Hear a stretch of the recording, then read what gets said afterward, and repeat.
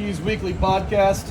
I'm here at the inaugural charity golf outing of the beautiful Key West Golf Club, benefiting toughest kids in the David Moss Foundation. And I have none other than one of the greatest pitchers, in my opinion, the greatest pitcher in Major League Baseball history.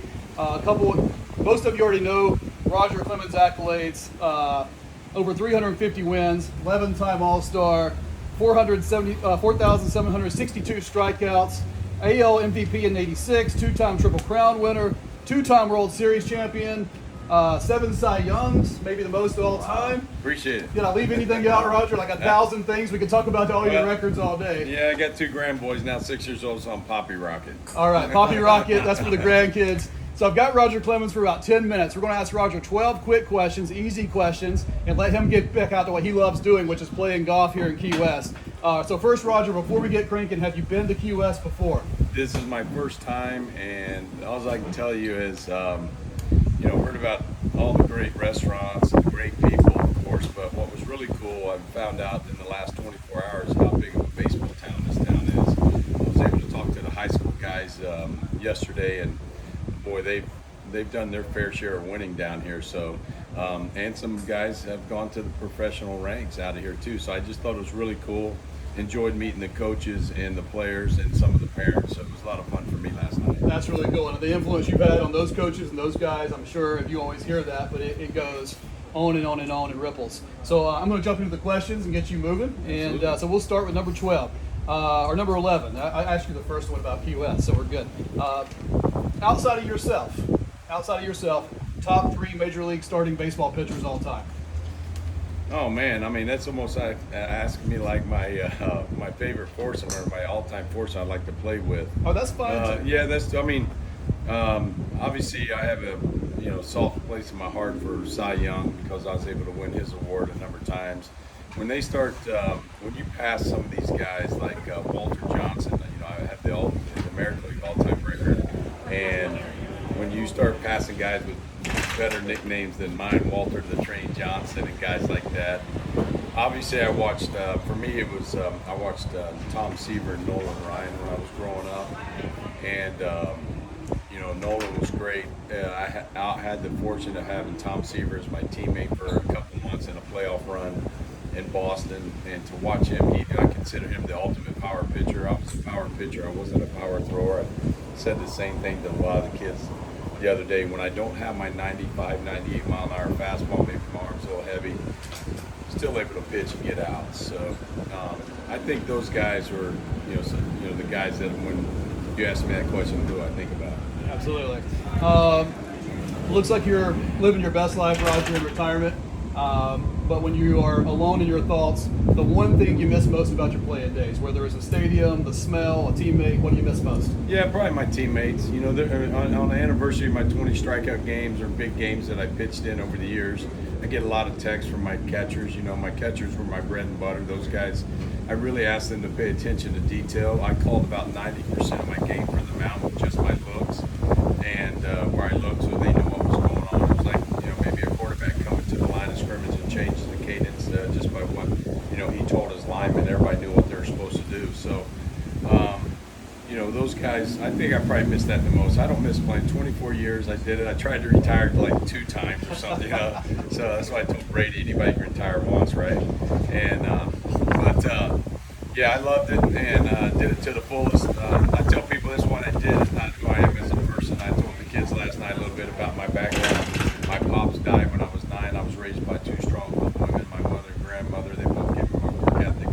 I watched my mom with 3 jobs so I could have a sweet pair of cleats and a badass glove, And so I think that was most important. And then the guys in the military, anybody that's standing right here with you, or who I meet on the course today and who I'll meet over the next couple of days, that we're going to do some stuff for some military and the military kids. That's why we're here. So I have a foundation, the Roger Clemens Foundation. We deal with at-risk children. We just celebrated our 30th year, and so that's another reason why I found myself here in Key West. Plug that, Roger, if they want to check out the Roger Clemens Foundation. Best way. Yeah, Roger Clemens Foundation. You look it up; it'll jump right off the page at you. And we do a lot, and it's really cool when I do some of the signings. The fans will send stuff into the foundation.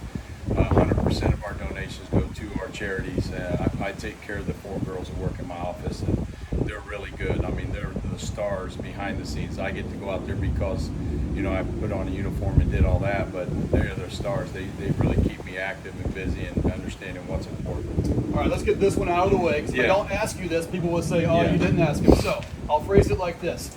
If you got to choose right now between the perfect day on the golf course or getting into the Hall of Fame, which one do you choose? I think I know the answer to this, but which one do you choose? Well, I have control on my perfect day at the golf course. I don't have control of the Hall of Fame, and like I told people, I didn't play the game to make the Hall of Fame. I played the game the first couple of years to reset my mom's life and my family's life, and then after that was about winning championships. So the other stuff you have no control over. All right, speaking of family, your son Cody made his major league debut last year. I know you've always said you envied players who got to be at the clubhouse for their kids. You got to see him make his debut. Just in some quick words, can you describe the emotion, the feeling it was to see Cody make his debut there in Detroit? Yeah, as a parent, you know, I'm a dad, so I kind of stay out of their way. The boys played. My oldest one, I got to play with him in a couple professional games. Kobe was minor league player of the year. He played 10 years and retired. He's teaching now. The second one is in real estate. Number 3, Casey, just retired. He was with the Blue Jays, and he's working around. And Cody just actually got traded from Detroit to the Philadelphia Phillies about 2 weeks ago. So I'll go down to Clearwater and see those guys. And just like any other dad, you're kind of sitting in the stands watching. You have no control, so you are just hoping your kid does well. And there's going to be ups and downs, and so I really stay out of it until they ask me a pointed question. They're all hitters, so they said, Dad, the only thing you knew about hitting, you were a good bunter. And so I kind of stay away from all that. All right, a couple more questions with respect to your time, Roger.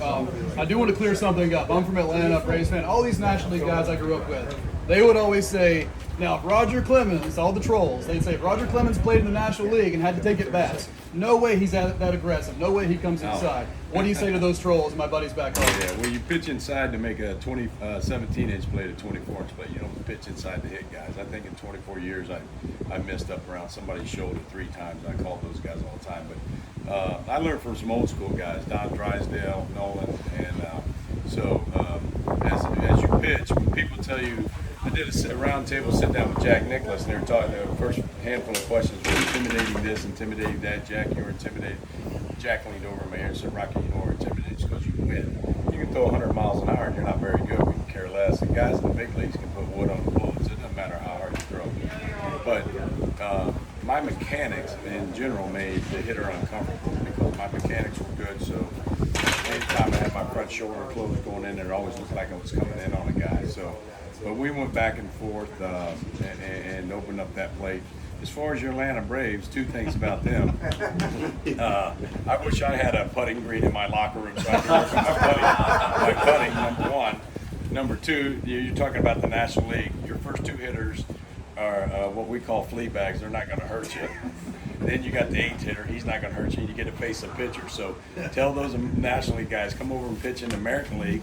Lay that little 92-mile-an-hour fastball down the middle to like one of our leadoff hitters, like a Soriano, who's got 35 home runs and 100 RBIs. Lay one in there and see if you get it back. Smolsey, Glavin, Mad Dog, you can email him on that one. Doggy knows it. I've told him many times.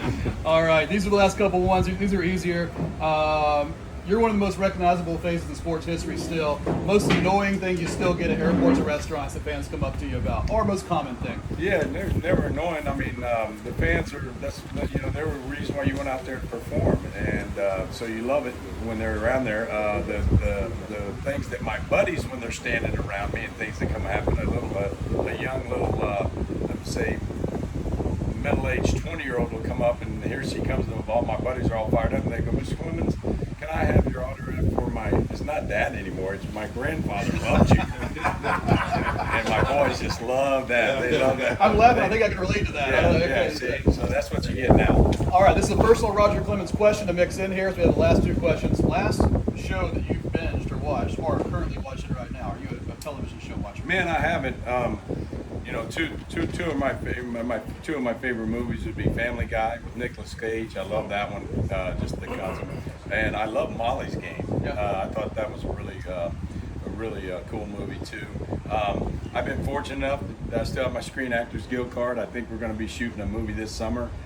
It's about a prison guy breaking out of prison And there's a prison baseball game going on, so who knows if I'm going to have a beard and an earring and everything else. But I've done about 7 movies. A cool one, I got to play Christy Massett, the 1916 pitcher in the movie Cobb with Tommy Lee Jones, and they let me keep the old wool uniform. It was really cool experience. Ronnie Shelton was the director.